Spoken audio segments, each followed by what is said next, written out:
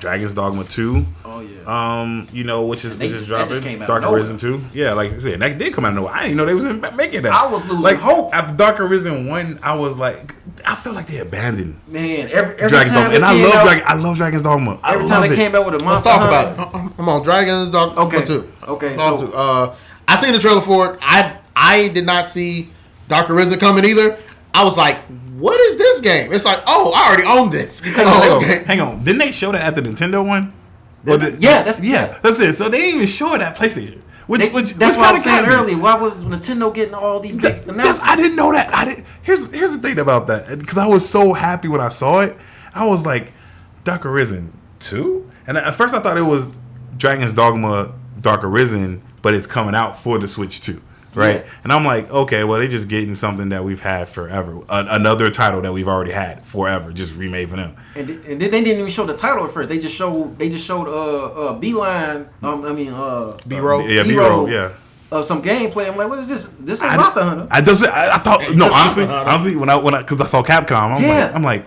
That's why I was expecting. I'm like, I thought they were getting the Monster Hunter. I was like, are they getting Monster Hunter Wild? Every time they've been announcing the Capcom, and I'm like, oh, it's going to be Dragon's Dogma 2? No, it's Monster Hunter. Yeah. They've been doing it so many times. Well, I mean, Monster Hunter is their killer franchise. Yeah. I mean, that Street Fighter and but here's the thing about Capcom as well. They're really trying to put a focus there. At the moment, they are the only company that's really killing in every area, right? Like, they're making good games. Their games are selling. I mean, Resident Evil, which is still contender for Game of the Year, definitely one of my favorite games of the year so far. Getting Tifa in Street Fighter. Getting Tifa in Street Fighter, which is huge. Yeah, that's huge because I seen her more of a Tekken character. That's what everybody was expecting. I was really expecting her to be more of a Tekken character, like a hidden character. But Capcom was like, if you ain't gonna take her, right? We end up getting, which again. No hate. We end up getting what's his name? Clive. No, not Clive. The Baki guy. Yojo. Yeah. So we got him, and I was like, oh, okay. Like, maybe I'm like, I'm gonna check him out, right? But we already got him. We got the Thai guy. Fakuram. Or fuck your mom. Right?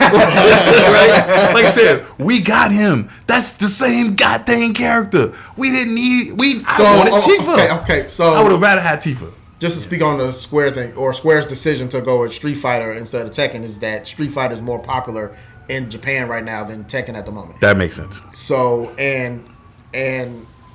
like the popularity of Street Fighter 6 in Japan, like it's getting kids back into the arcades. It is really, really popular. That's interesting because Tekken 8 doesn't even have an arcade stand, right? Like, so no, Tekken 8, at least from a fighting game perspective, has not had the best rollout. Since launch. It hasn't, and they just lost two major directors. Yeah. So the main one, and then the one that replaced him just left too. So like when you're losing directors. I'm gonna go to. Yeah, well, I mean, because they don't like the practices that Bandai Namco is doing, right? Their parent company is just looking for money, and they're doing very, very shady stuff to get money. They're making these characters that come out on release overpowered on release, and then they nerf them later, just so you can buy them, raise up in the ranks, and then they nerf them later. These practices that they're doing in Tekken is literally killing the joy in playing Tekken. And now, don't get me wrong, I still love Tekken. And I'm a God of Destruction, rank 2. Thank you very much.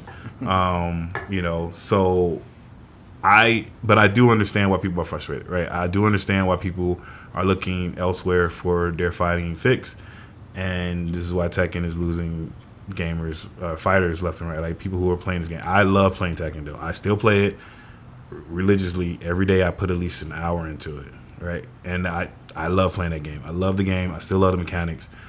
I don't like their practices though, and but I'm like not angry at her left. Across all of Bandai Namco though, and that's true. Yeah. That is across all Bandai Namco, but this is their biggest Bandai Namco fighting franchise. Yeah, I don't think without Harada, and I know that the Soul Calibur producer left too. Mm-hmm. Yeah. Like that was a while ago. Yeah, like they're all, I believe, at SNK. SNK, which They are producing a game. I just have concerns about who is going to be heralding their next wave of fighting games. They're only going to put somebody in charge who wants to do at least with Virtual Fighter, which also look good, coming out, and they have stated that we are a fighting game, but our focus isn't a fighting game. We're trying to make a good video game, which is why they have that story mode which looks phenomenal. Yeah. Right? Yeah. So... Yeah, no, you're right. So let me just read this press release for Dragon's Dogma 2 Dark Arisen. So, Dark Arisen 2. No, it just says Dragon's Dogma 2 Dark Arisen. But, well... Because the 2 was already in there. Well, no, it was Dark Arisen 2, though. It was called Dragon's Dogma Dark Arisen 2. It's Dragon's Dogma 2 Dark Arisen. The 2 is already in there. No. I think it was called... I think it was reversed. I think it was Dark Arisen 2. I could be wrong. I mean, the way it's named, the label on there... So I'm just reading. So Dragon Dogma 2 Dark Arisen features a brand new story set in the long-abandoned northern region of Norgan, while also introducing 12 challenge dungeons for Arisen to hone their skills, along with new hair and tattoo options for players to realize their visions for the Arisen and their main pawn. Kenoshita explained the Relic Expedition cycle players will experience as they explore the frigid region of Norgan, where they will discover relics, appraise them to unlock powerful new weapons and skills, and use those new tools to delve deeper into secrets of the heartless fallen dragon and its pursuer, Eir? I think that's her name. Eir? E-I-R? I don't know. Yeah, it's something like that. So I played Dragon's Dogma 2. You beat it? Come on. So I take it as a no. No. But I know you beat it. Right? Absolutely. Yeah. You obviously you got the right in there, right? Yes. Okay. So like what was missing from Dragon's Dogma 2 that you're looking forward to now? Well, in order to do that, you got to go back to Dragon's Dogma 1 and then look at Dragon, because this is literally a remake, almost beat for beat. Dragon Dogma 1 ended, right? Like, if you do that story till it's full after you do Dark Arisen storyline, the story is done, right? Like, you don't do anything. The way you had more in Dragon's Dogma 1 because you still had the whole Everfall dungeon thing that you can do. No. I mean.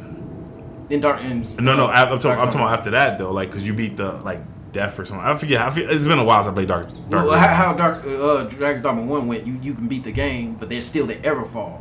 That's a whole in-game dungeon thing you can. That was in the Dark Arisen area, right? No, the Dark Arisen area is Bitter Black Isle. Okay. That's a whole different area. I'm thinking something else. Well, no, I mean after the Dark Arisen story though, that's when everything. So ended. isn't Dragon's Dogma 2, and I haven't beat it, so I don't know, but that's just a remake.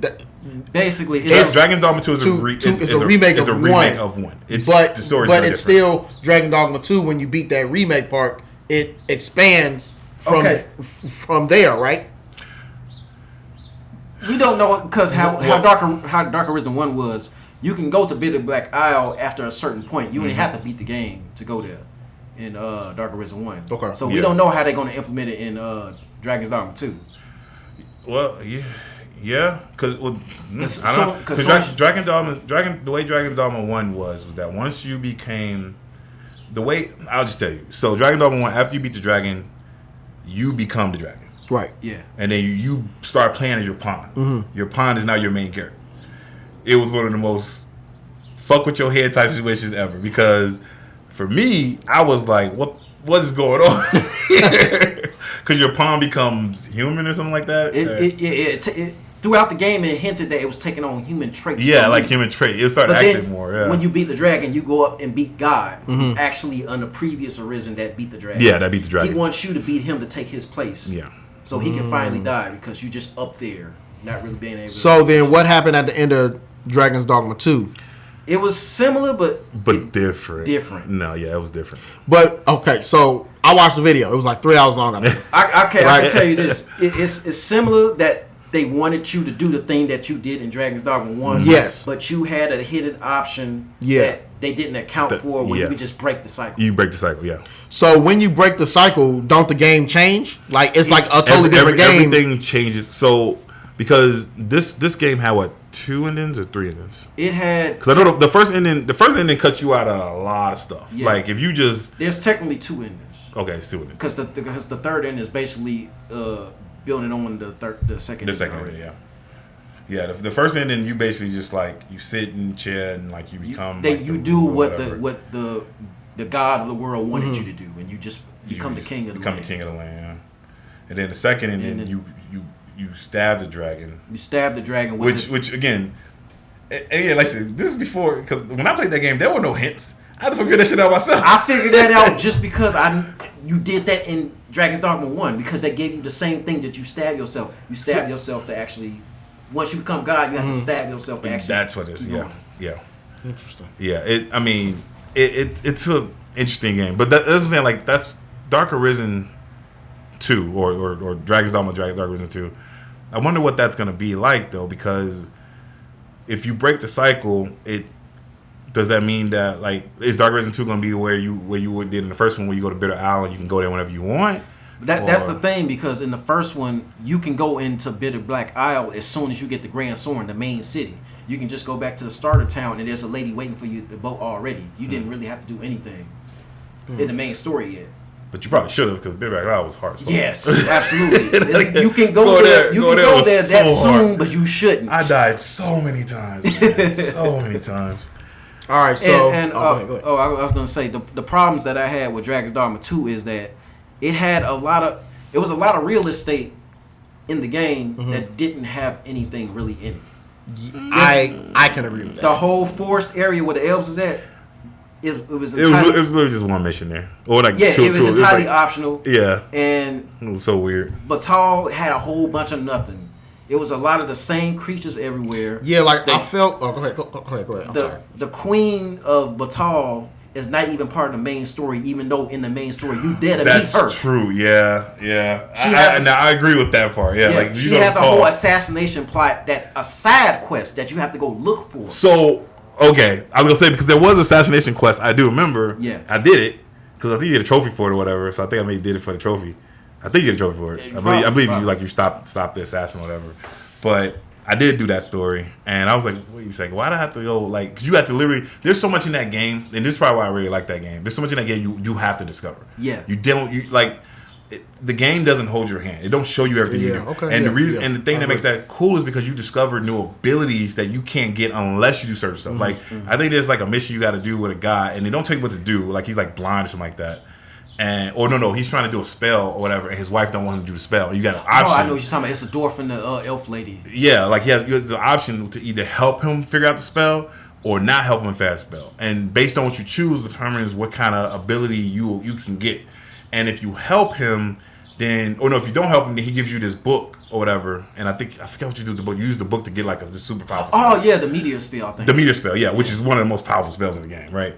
But if you do help him, I forget what you get, but he ends up like accidentally murdering his family or something, right? Something like that. Yeah. I ended up doing it twice, so I ended up figuring it out. It's the one that you get the book from, because you have to go to a place where there's a little girl there. Yeah. And she ends up killing her family because she has the book, and you encourage her to practice with it. You don't take the risk. So I didn't do that though.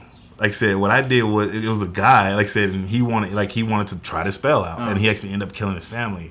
So I think there's different things. There's more than one way to get that book. There's more than one way to get that book, yeah. But like it's so, again, the story itself, there's all these little small things in that game. And I think this is why a lot of people have some problems with the story too. Well, other things with the problem with the story. Because half the story becomes meaningless at a point. Everything you be doing in the first half of the game don't matter.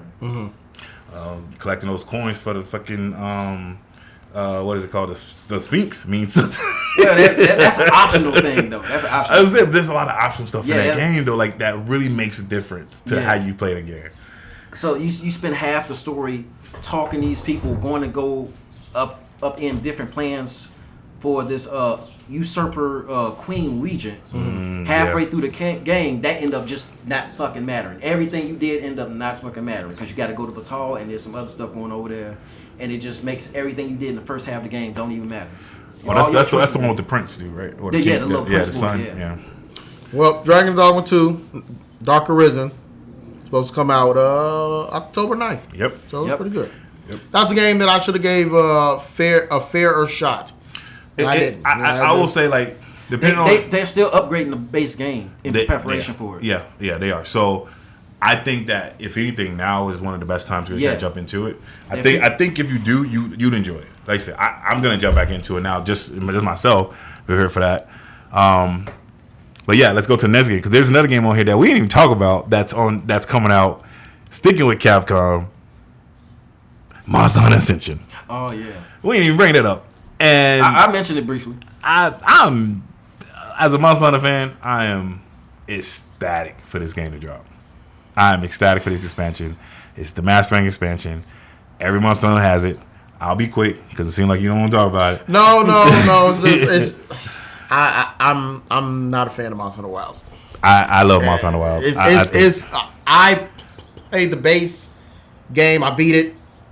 The base game, and I just didn't really want to do it no more. I was like, I'm just not really into fighting these monsters again. The problem is that there wasn't any monsters, and that might just be because I played so much World. There wasn't any monsters that I felt like was a wall in the whole game.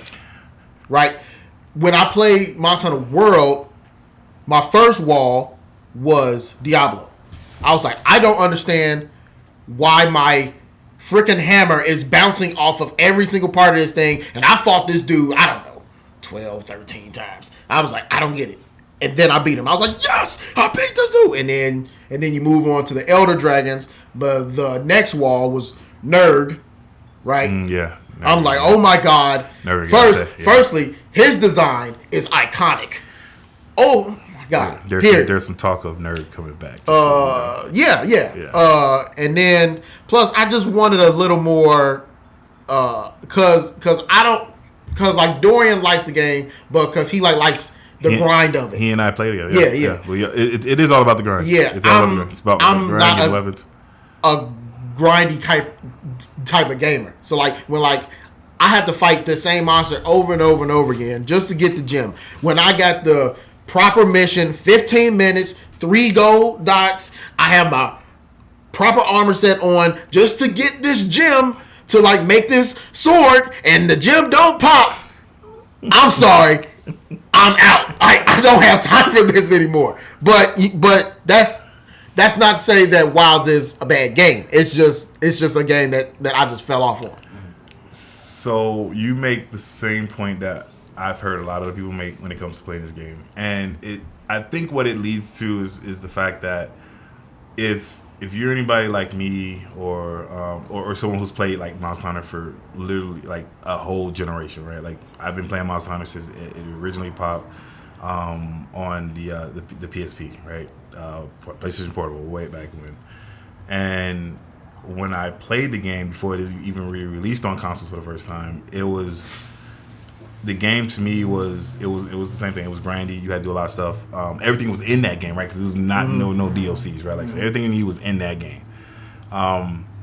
Over time, what happens is, and I don't know if this happened to you or other people who've also played this game, either you said there was no wall, but could it be that you've gotten so used to how a Monster Hunter game works? You know what's coming, right? The games don't really have any surprises, right? It's monsters, they have abilities.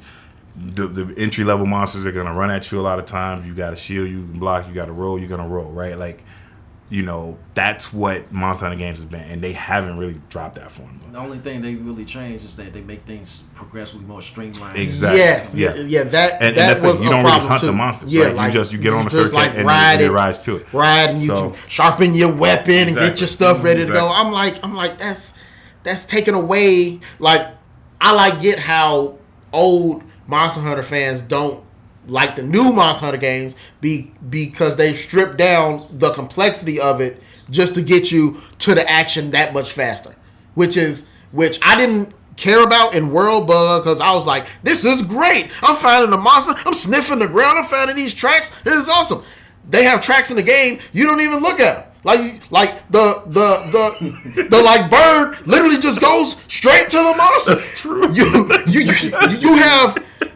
You still have the hunting elements you made the best in the game. There's still scratches on the trees. You don't need to you've made the best point that you you ain't gotta say that though.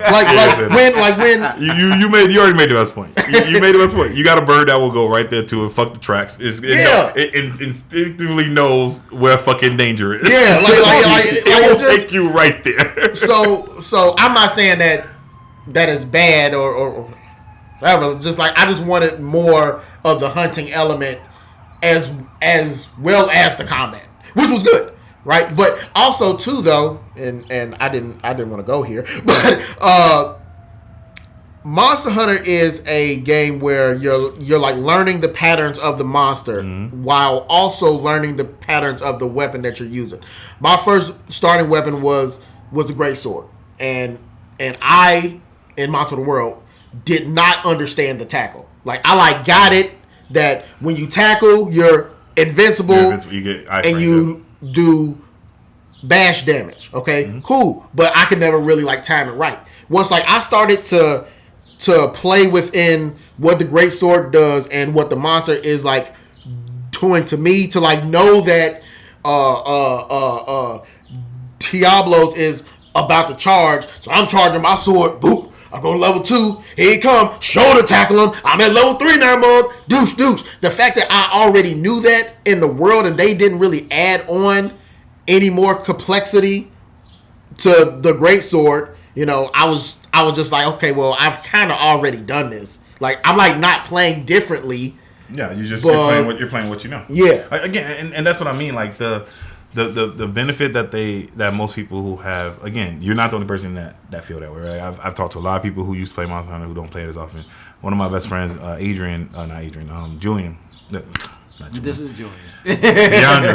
DeAndre, who I also play Monster Hunter, and he played with me way back when we used to play on the PSP, right? Like, so and he hasn't jumped into Wilds as much as I have because he kind of like, hey, I know how to play it, right? Like he's like, they haven't. To him, he feels kind of the same way. Well, he doesn't feel like the challenge is there anymore. Because like to your point, you already know how to hunt with it. It's the challenge for him. He felt because he did play it. He didn't get very far, but he was like, I can. He literally told me this, and it kind of hit me in the nerve because I know how good I am in Monster Hunter. He was like, I'm like Hunter rank, 700 something. And he was like, I'll be there in a week. I was like, bro, he's like Hunter rank like 10. He's like, I'll be there in a week. Bro, it took me, I have literally, I think almost 2,000 hours in this game. And this man stayed here being a week. And it grinded my gears so much. Because I'm like, he might be. Right? Like, he might get there in a week. If he just sits down and dedicate himself, he might get there in a week. Right? Because he knows how to play the game, and they haven't really added anything new to it. But that's why when you come out with the Mass Rank expansion, and after watching the trailer, they have changed some stuff. They have changed the way you're going to do combat, and they actually use the great sword as an example. So they're going to do some enhanced abilities, some things you couldn't do before. They're going to increase the attack speed on weapons that normally attack slow. Mm-hmm. There's a brand new key item, side item too, like a. Let's see if they have it here, so I don't fuck up the name.